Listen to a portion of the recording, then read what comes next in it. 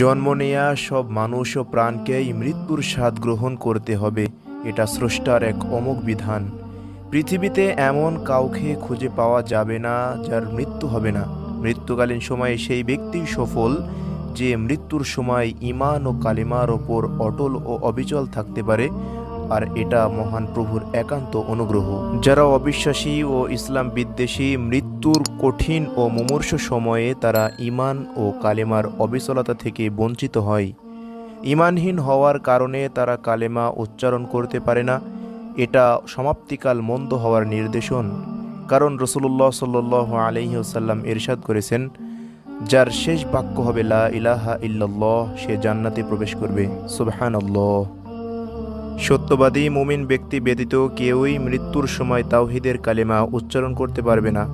বিশেষ করে দুনিয়ার জীবনে যারা যে কাজে ব্যস্ত থাকবে, পরকালের মৃত্যুর সময়েও তারা সেসব কথা ও চিন্তা নিয়েই ব্যস্ত থাকবে, কালেমা পড়ার নসিব হবে না। মৃত্যুর সময় মন্দ হওয়ার নির্দেশন। মৃত্যুর সময় যখন কাউকে বলা হবে আপনি লা ইলাহা ইল্লাল্লাহ পড়ুন, তখন সে তা না পড়ে তার ডানে বামে মাথা ঘুরিয়ে নেবে।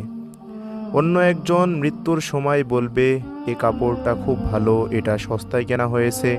কেউ কেউ দাবা খেলার গুঠির নাম উচ্চারণ করবে, কেউ কেউ মনে মনে গুনগুনাবে বা কবিতা আবৃত্তির প্রলাপ বকবে, কিংবা বারবার প্রেমিকার কথা বলবে। এসব অনর্থক কথাবার্তা বলার কারণ মৃত্যুর আগে দুনিয়ার অনৈতিক ব্যস্ততা ও রং তামাশায় নিজেদেরকে নিয়োজিত রাখার কারণেই মৃত্যুর সময় এসব প্রলাপ বকতে থাকবে।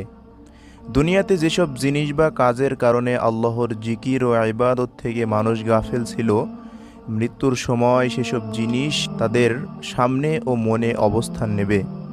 আর এসব মানুষই তাদের কৃতকর্মের জন্য মৃত্যুর সময় কালেমা থেকে বঞ্চিত হবে। মৃত্যুর সময় হলে তাদের চেহারা কালো মলিন হয়ে যাবে, তাদের থেকে দুর্গন্ধ বের হবে, এমনকি তাদের আত্মা বের হওয়ার সময় তারা কিবলা বিমুখ হবে। সুতরাং মানুষের উচিত নিজেদেরকে দুনিয়ার যাবতীয় অন্যায় ও মন্দ কাজ থেকে হেফাজত করা, বেশি বেশি লা হাওলা ওয়ালা কুওয়াতা ইল্লা বিল্লাহ পাঠ করা, অর্থাৎ আল্লাহর রহমত ও সাহায্য ব্যতীত ভালো কাজ করার এবং মন্দ কাজ থেকে বিরত রাখার কারো কোনো সাধ্য নেই।